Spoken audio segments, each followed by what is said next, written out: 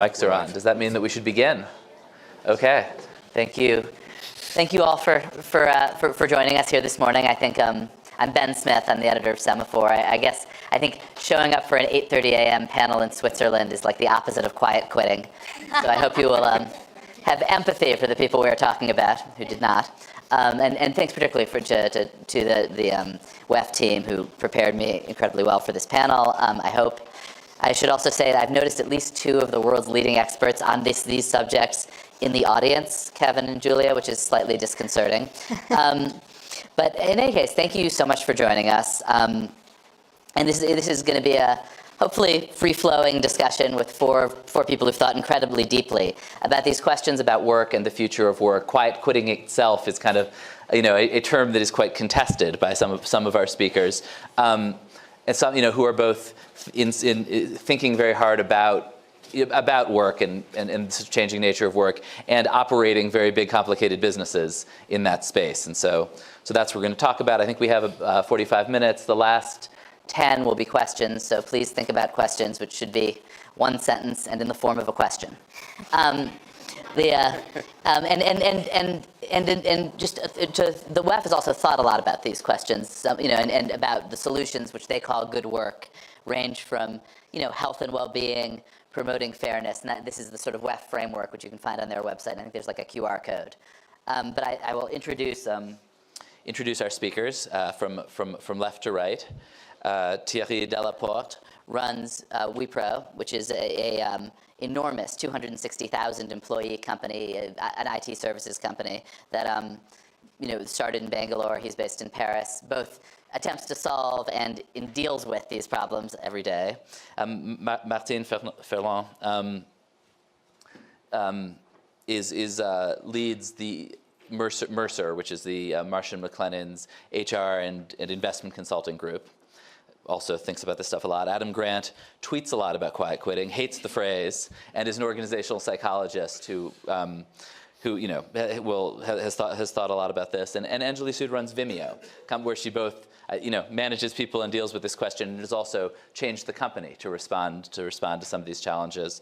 And Adam, I guess I could start with you, just to sort of set the table on, what are we talking about here? What is the sort of underlying organizational psychology around these changing nature of work and the so-called quiet quitting? Well, yeah, I do hate the term, Ben, because it suggests that employees are giving up, when in fact, quiet quitting, or whatever you call it, is a natural response to feeling that your employer or your boss has given up on you. So you blame the bosses? More than anyone else, for sure. So tough crowd for that. Well, I think this is the crowd that needs to hear it, let's be clear. Good morning, Davos. So I think that we've had terms for this for generations, right? We used to call it phoning it in. Before we had phones, it was called mailing it in. This is not a new phenomenon. It's not specific to any generation. One of the classic studies was done in the late 1980s, and the finding was you could tell who was going to quote unquote quiet quit 6 months before it happened.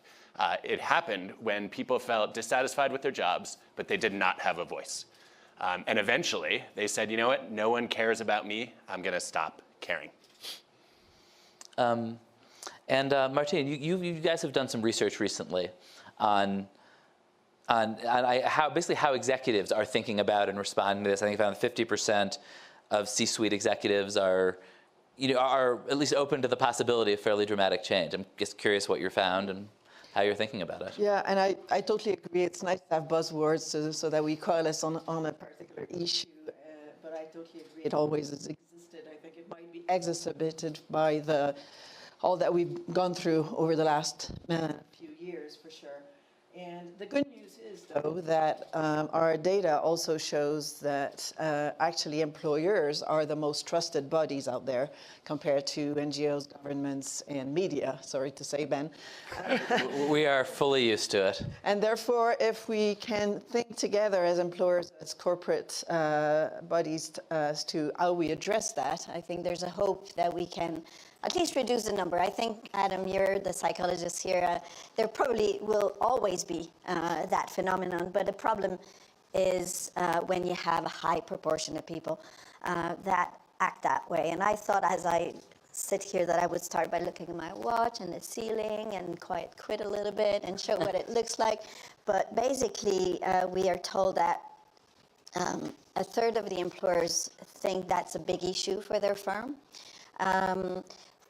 A third of the employers that we survey every year as well, they told us that it's going to be just having the employees being engaged, being thriving at work is one of the top 5 issues they have on their radar right now. And it's also connected to high attrition and the difficulty in hiring and finding the great talent that they need. Anjali, do you sort of agree that, I mean, I think you are in, when people sort of use these buzzwords, they're really thinking about North American creative employees, like your employees and my employees, first of all. And I'm curious, do you, I guess, first of all, agree that there's nothing has changed and and that these are just buzzwords, or have you seen something new in the last couple of years with your people? Yeah, I mean, the Vimeo workforce is quite progressive in nature, and my general view is I don't think it's new. I do think, and I agree with you, Adam, that it's on leaders and companies and to change, but I will say, I think we're in a unique world right now where what the next generation expects and needs to be engaged in their personal lives has not translated to work. And there's a fairly necessary reskilling, I would say, of leaders. If we want, how are we going to communicate and engage with distributed teams, and how are we going to align people and connect with them in this sort of digital world? And I think that actually is a bit of a house on fire, because I don't think most leaders feel equipped to do that. It's not a skill set most of us kind of moved up the ranks being great at. And I do think that without it, this same phenomenon of phoning it in or quiet quitting can in fact lead then to not being able to retain and make productive great talent, especially in an environment right now where we all need more impact and productivity from our teams. And Thierry, you run an enormous company, 260, the notion of having 260,000 employees, like I'm sweating thinking about it. Many, I think, in Bangalore and around the world. And I'm curious both how how the last 2 years and this conversation about the nature of work has impacted your company, who are not millennials, in Brooklyn, or some, I'm sure some are, but, and then also whether it's affected, the business you're in and the products you offer. Let me tell you a little bit how the world has changed, at least from my industry and from our standpoint, just over the last 2 years, as you said, right? The context, plus 100,000 employees just over the last 2 years. So net increase of 100,000 employees. Half of our 260,000 employees have joined us over the last 2 years. So actually, 50% of the company has joined at the time of the pandemic, right, where most of our campuses were closed, right? The average age of the company is right below 30. That's a fundamental aspect. So when we talk about quiet quitting, I think it's a very important topic and a reflection and an opportunity for us leaders to really reflect on the fact that, yes, the labor market has fundamentally changed, and how do we need to adjust to that fundamentally as well? What employees are looking for, candidates, when they join a company, is they want to join a company that has a culture. They want to feel part of a culture. They want to embrace, the values of the company. Sense of purpose. I'll come back to that, maybe later, but I think the sense of purpose is incredibly important. Why am I doing this, right? Second, I realize, especially probably it doesn't help when you have sizable teams, is that you need to communicate, connect. It goes actually beyond communicating, it's connecting. How do you make sure that, the people understand where we are going and why? And why do we make the changes? Not only we are going here or we are going there, but this is why we have in mind, this is what we are saying, this is how we are progressing, so that they feel part of the journey. I think it's fundamental. So those are the elements that we constantly try to bring to inside our organization to make sure, and we never do enough, to be honest, right? To just make sure that people feel I'm part of it and it's exciting. And have the products you offer your customers changed I mean, are you in the business in response to these what you say are fundamental changes? Yeah, probably you're right, Ben.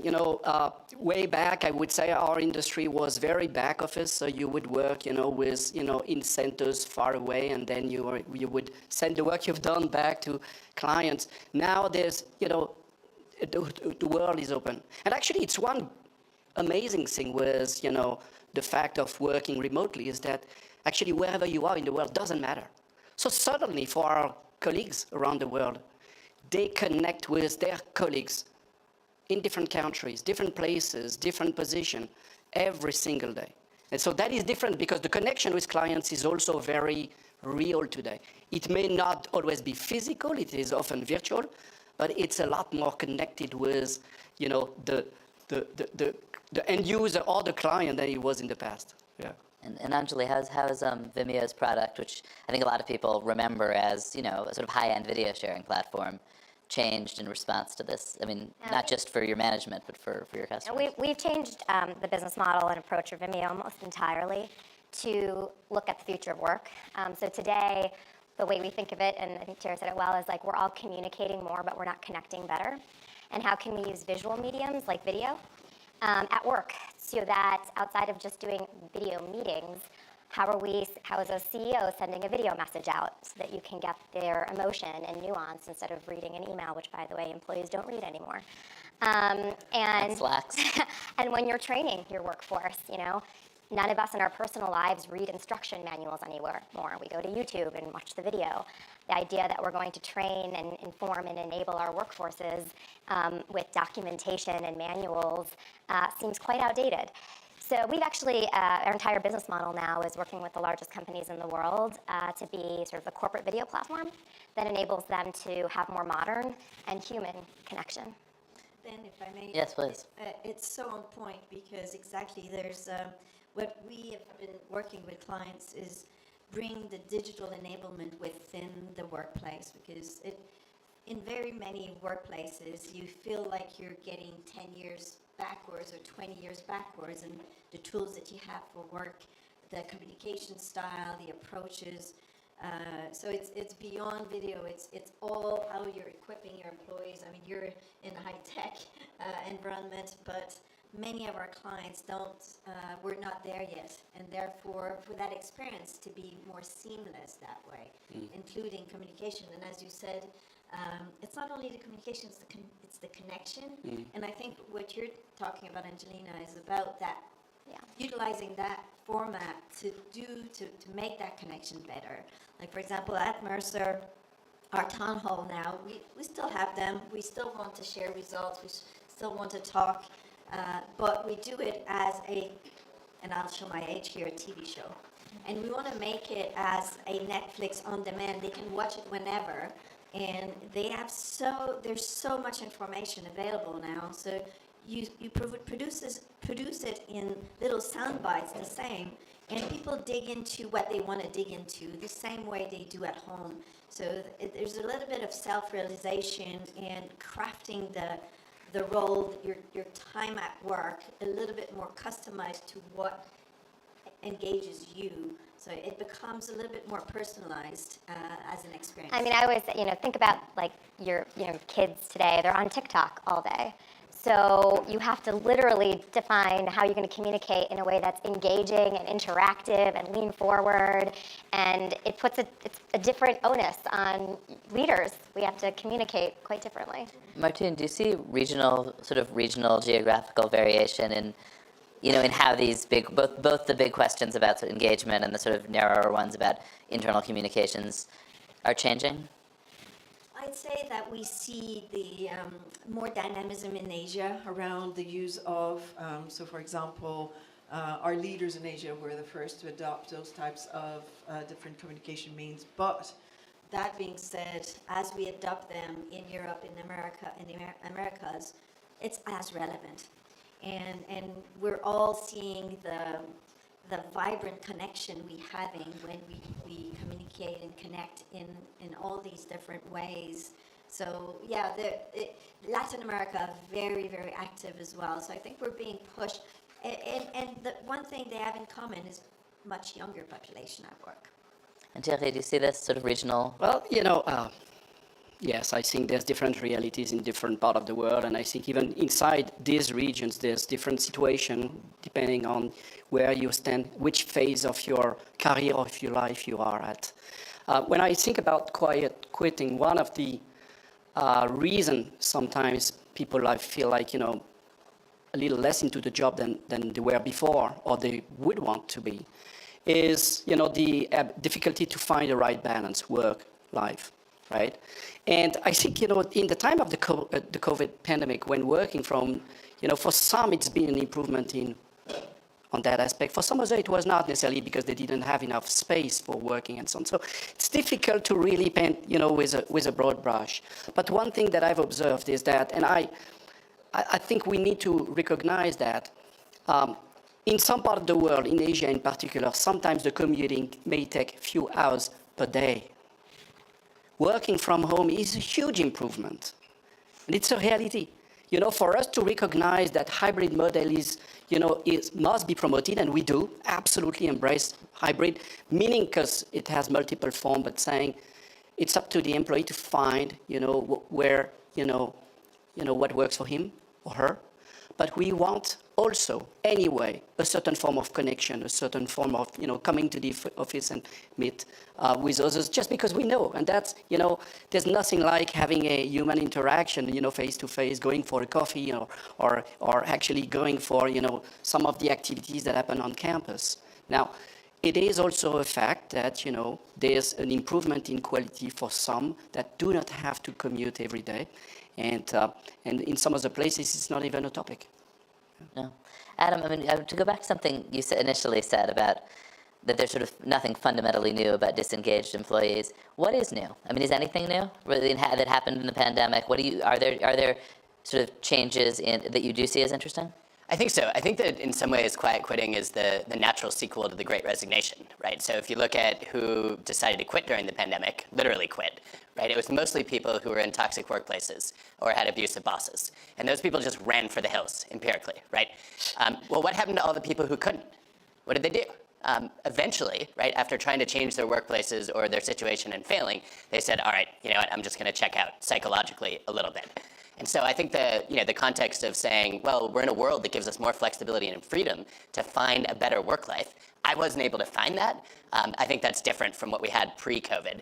But I think underlying that is still a fundamental psychology of fairness, right? We haven't used the word fairness yet, but there's a lot of evidence showing that people try to calibrate their contributions, right? They're trying to figure out, okay, given what I receive from my employer, what's a fair way to reciprocate? And a lot of people feel like that balance tipped, too far in the wrong direction. So, during COVID, people felt like they were forced to work longer hours. They weren't necessarily given raises for doing that. They were put in stressful circumstances. And so, at some point you say, well, this is not right. You've violated, maybe there wasn't a written contract that you violated, but you violated what's been called the psychological contract. And now I'm going to basically reciprocate by saying, I'm out. I'm doing the bare minimum. And do you certainly hear employers in fields like, say, journalism, complain that their employees are drawing sort of new line, like think a lot about work-life balance, don't consider their jobs their hobbies. I find this sort of incomprehensible, but and that's sort of a fundamental social shift. Do you think that's true? I don't entirely buy that it's a fundamental shift, in part because this has happened with multiple generations, right? So, everybody at some point in their career has said, well, I had to walk 5 miles or kilometers in the snow barefoot uphill in Davos of all places, which is torture, in order to get where I am, and you should have to suffer the same fate. And I think every subsequent generation has put up a boundary and said, no. We're not going to tolerate this kind of treatment anymore. We want to break the cycle. What's different now is that we have more tools and more ways of expressing our voice. But if you look at the data, there's a psychologist, Jean Twenge, who studies generational differences. And she says a lot of what you think is a generational trend is actually an age difference. Because we're confounding the two when we look at generational differences. Is it because you're a millennial or a Gen Z, or is it because you're 23? And overwhelmingly, what we see is that people want the same things out of work from every generation. That if you see entitlement in a young workforce, guess what? you were entitled at that age too. You were just a little bit sneakier about it. So I think there's probably more to say about fundamental human psychology reacting to changes in context than there is about fundamental changes in human psychology. There's there's an alternate point of view on this, which is that it's basically about tight labor markets, and that, employees are asserting themselves because, you need them more and they have more leverage, and that maybe as interest rates go up, you can stop worrying about all this stuff, and they'll just have to do whatever you want them to do because they need the job. And I think that's particularly true in the conversation right now around engineers, who have been the most, there's this incredible genre of videos that on TikTok that engineers at Silicon Valley companies make about their workday, where they bike in the mornings and then surf and then arrive at work at 10 and make a smoothie, do a little coding, and go home at 3. And I think, I was talking to a major tech CEO who said that the question everyone has about Elon Musk is can he break that culture of engineers, which tech CEOs quietly hate. They would like engineers to work like other employees, but there's so much demand. And I'm curious, I don't know, how you two both employ engineers. How do you navigate that particular supply and demand relationship in that particular labor market? Yeah, half of Vimeo's workforce are engineers, and we have R&D centers around the world. And we, quadrupled our team during the pandemic. And I would say that, to me, the supply-demand dynamic has shifted materially in the last It's easier to 9 hire. months. Yes, and companies like Vimeo are doing layoffs, and there's been a complete culture shift in the last 9 months from what I can see. Wow. I remember it was just to hire good engineering talent. It was so competitive, and you were throwing packages at people because you had to. I do think that's shifting. I don't think any of that changes the overall kind of opportunity that we have to engage and inspire and connect our teams, to be clear. But I do think it's changing. And the way we've thought about it is we are trying to be a bit more proactive about making sure that people that are at Vimeo are bought into the culture and actively are choosing to be here. I'll give you an example. We recently did layoffs, and we offered a voluntary package for anybody who wasn't excited to be at the company to be able to actively choose to leave. And that's something I don't think I would have done a year ago. I would have been terrified of what might happen. And in our case, less than 2% of the team took it. And so culturally, what that enables us to do is say, well, we aren't here quiet quitting because we don't have a choice, but we're giving you a choice, and it makes you kind of reassess why you're coming to work and what you want and whether this company is the right fit. So I think that those types of things are going to happen more and more just because of that supply and demand shift. How many engineers do you employ, Thierry? Well, 90% of our employees are, IT engineers. There are cycles, in economy and, ups and downs. But I would say on the long range, there's no doubt that, the demand for talent in technology will continue to be very high. So it's certainly a fantastic sector where, as a young graduate, when you're, starting your career, you certainly have a great perspective in front of you to expand and learn a lot of new things. For us, it's really about, how do we provide them with as many opportunities to grow, right? So can they move from one technology to another? Can they have a mobility career, right? Can they, aspire to, take a different role or work in a different, department of the organization? Do they have visibility on their career progression? And I think it's an incredibly important, I feel, aspect of, not only retaining, because, one of the points we talk about is you may retain the body, but not the heart with it, right? And we want both, really. But really provide a career opportunity, a vision on how your career could evolve was not so, far from now, not 5 or 10 years, but really 1, 2, 3 years' time. So people are really drivers, actors of their own, career progression. And I think we see that, when we are able to develop this mindset in a team, there's a lot more energy and there's a lot more engagement at the end. So Martine and Adam both start at various points in that. So. Well, first, I'm an actuary by trade, so I've studied demographics, and let's not kid ourselves. The demographic pyramid is not looking in our favor in terms of having a lot of choice in the talent pool. So we need to really go beyond traditional talent pool in terms of how we recruit. I think, back to Adam, what you were saying, the employers who are the most interesting, who are caring for you, who will give you learning opportunities, will prevail, because we will have twice as many people as today that are age 60 and over in just 20-some years from now. And therefore, the number of people who need services and the number of people who can provide them, the pyramid is completely shifting. With many countries here in Europe, the population itself is already declining. China will be soon. So we need to think differently about work, and one aspect of it for us that we're really talking about changing from jobs to skills and providing people with self-determination, like job crafting their own skill set. A little bit like if you're American, you were in the Scouts or the Brownies when you were young, you had the badges, and your badges are the different level of competencies that you have in a vast array of skill set, abilities, knowledge, experience, and you want to craft that in a way that you access what's missing in your portfolio and what you're interested in. So I'm really thinking about this new ways of organizing work around skills, around matching, around this is the type of project it requires those skills and will give you these opportunities, and you choose to go there. So this whole self-realization, determination, I think will be key to attract and keep the best. It goes with the communication, the connection, but it also goes with the whole environment that you are providing as an employer, because the talent pool is shrinking. Adam? Yeah, when we think about this problem of keeping the best in particular, I'm seeing a lot of CEOs scramble and say, okay, we've got to do exit interviews to figure out from the people who actually left, right, what we can do to keep the people we want to stay. I'm a big fan of exit interviews, just this one little issue. It is the dumbest time to run them.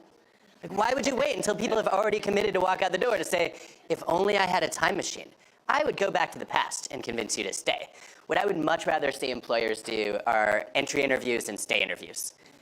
Entry interview is just asking the same questions you would normally pose at exit at the beginning of the employment relationship. Why are you here? What are you hoping to learn, right? What are some of the best projects you've worked on? Tell me about the worst boss you've ever had, so we can try to emulate the good and avoid the bad. And then, obviously, not everyone's a new hire. With existing people, it's your job to invest in making this a place that they would want to stick around at, right? So in a stay interview, you ask very similar questions. What has been the defining highlight of your experience here? What have been the lowlights? What made you consider quitting, and how do we make sure that doesn't happen again? And that should be an ongoing conversation. I'm going to add one thing to that, which is something that we've been experimenting with more that I am optimistic about, which is also shifting the conversation from it is a tops-down, like, leader's job to create and solve this problem, and actually make it a culture, and it's your team, you all together are part of finding the solution. And what I found is, like, instead of me being like, let me interview you and you tell me what's not working, and it sort of becomes an opportunity to complain and displace the joint responsibility. And what we've found is we've actually gotten, like, some of our most tenured and engaged employees to get up and do in our town halls panels and talk about what they're doing to drive more culture and improve Vimeo's culture. And I found that to be, like, quite a powerful way to take us away from an us versus them mentality, and just sort of double down on the fact that we are a collective, and collectively, like, we're building a better company. I just sort of listening to how you all think about this and looking at those kind of WEF goals, it feels like there are kind of two slightly different approaches to kind of this engagement question, one of which is essentially progressive workplace values. The WEF stuff is really entirely about treating people well, paying them, encouraging diversity, sort of things that could apply to any company. And then the other is about mission and about, in some sense, the kind of Elon Musk approach. Like, we want people who are so hardcore that they don't care if there's toilet paper in the bathroom and their salaries are paid on time. and to me, those things feel a little bit in tension, actually, sort of mission versus these very abstract questions about fairness and employment. And, and I think, you'll sometimes see people say they think that the mission stuff is sort of a con and sort of a trick by employers to just so that they don't have to do these things. And I'm curious if you see those things in tension, if you see them as the same. I've never thought about them in tension. I just think they're both two sides of the coin. You have to pay people and treat them well, and you should be incented to do that because that's how they will do their best work, which will then lead to the best business results.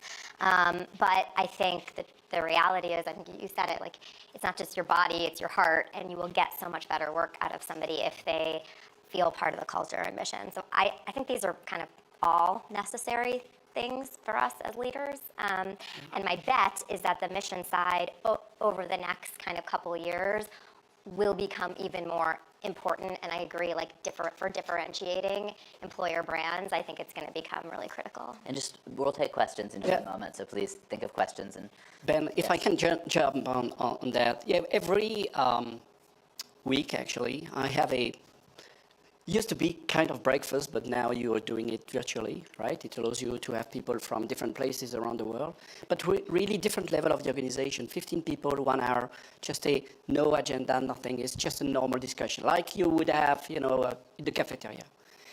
What I find striking is that the number one reason for the people to really be happy at Wipro is the fact that they know that at Wipro, 2/3 of the equity ownership goes to a philanthropic trust. So it means that they know that every time we drive growth and profitability, it goes to actions, philanthropic activities in the world. And they can take pride of that. And I think if I take a bit of distance from that, I believe that, of course, I agree with you at the end of the day, they need to be well paid and they need to be well treated and all of that. But they aspire to something more. They aspire to something that gives a sense to the part of their life. It's not all their life. They have life outside of the office, of course, but they spend so much time, whether they work from home or not, by the way. They spend so much time for the company. They prefer to have a company that is really focusing on having an impact in the world. And so for me, it really goes back to the question of the culture, the sense of what you're doing and why. Obviously, if you narrow and go one level down, it could be about, truly understanding why what you're doing every day, which may be a task or a selection of tasks, has a fundamental impact for someone else. And I think, again, it is really articulating the reasons, the drivers that give a sense to what we are doing. I think, as always, our people are, wonderful. They have the right attitudes. They want to do good, but they don't necessarily always know how. This is our job to make sure they do. Yep. I think we have to be very careful when we cultivate and also attract people with a sense of purpose, that we don't end up taking advantage of that. And I think in the wrong hands, mission can be used as a device for exploitation, right? There's research on what's called the passion tax, which is the idea that if I love my job, my manager is more likely then to stick me with unrewarded, unthanked work, to dump menial tasks on me, to basically ask me to do extra work in my free time without any compensation. And I don't think that people who love their jobs and are deeply passionate about their work should be taxed for that, right? That should be rewarded. I thought it was supposed to be its own compensation. Yeah, I mean, that's my view. Yeah, right.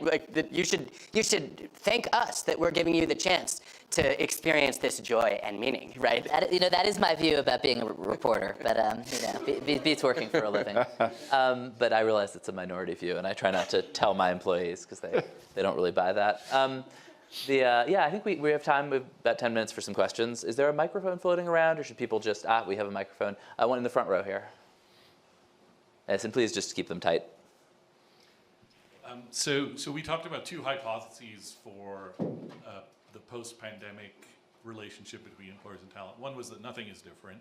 The other is that it's because of tight labor markets. Can I throw out a third hypothesis and just ask for your perspectives on it?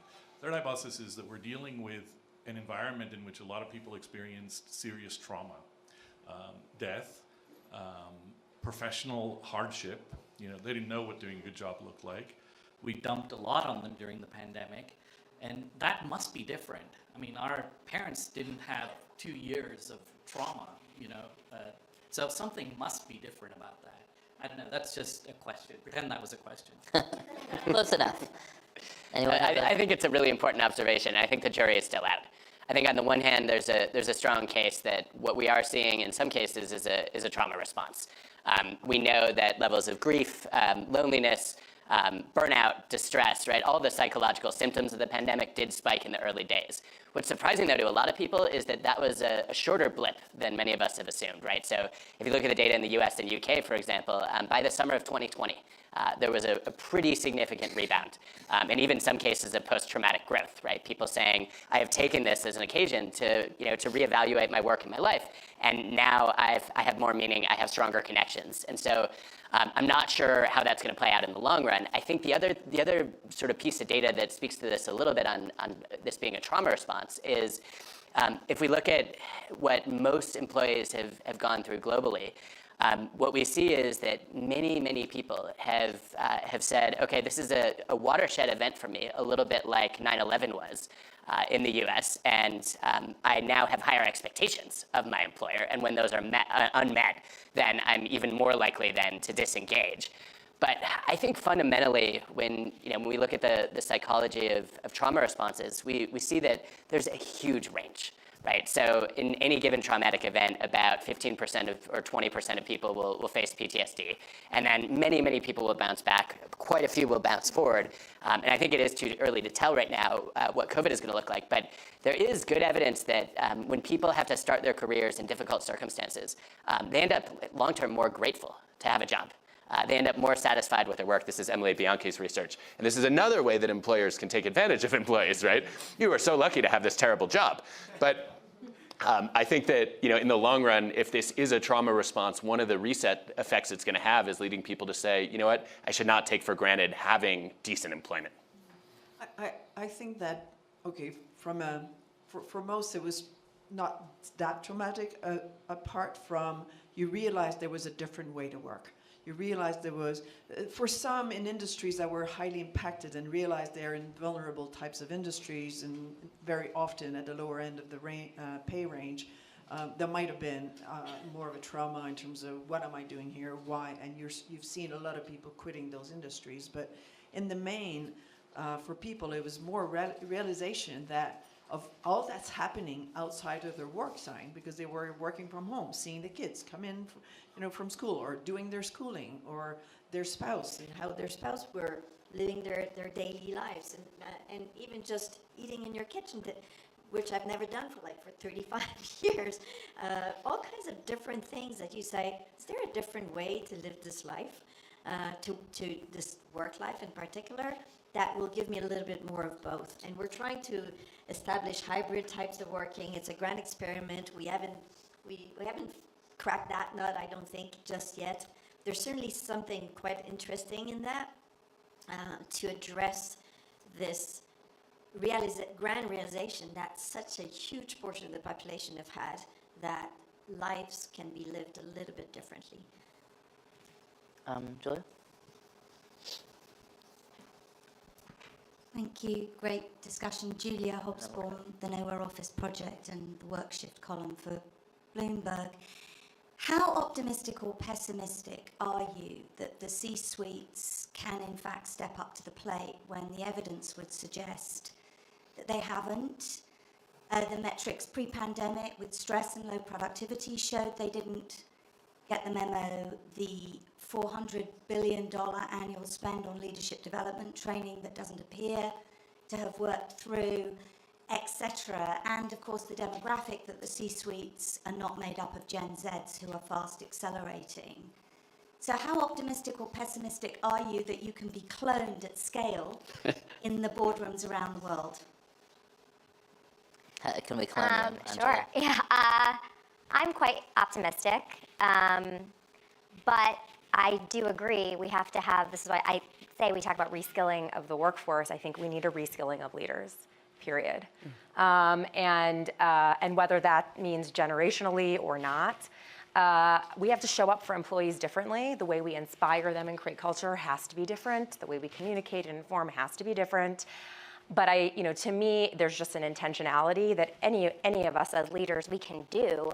But it takes change, it takes being self-aware, it takes adopting new mediums and technologies and trying things that, your PR or comms team is gonna tell you absolutely don't do that, right? And they're gonna say the script, and then you're gonna realize, well, if I wanna be authentic for my employees, they need to feel like they're having a conversation with a real person. And so I think it's gonna take courage and experimentation.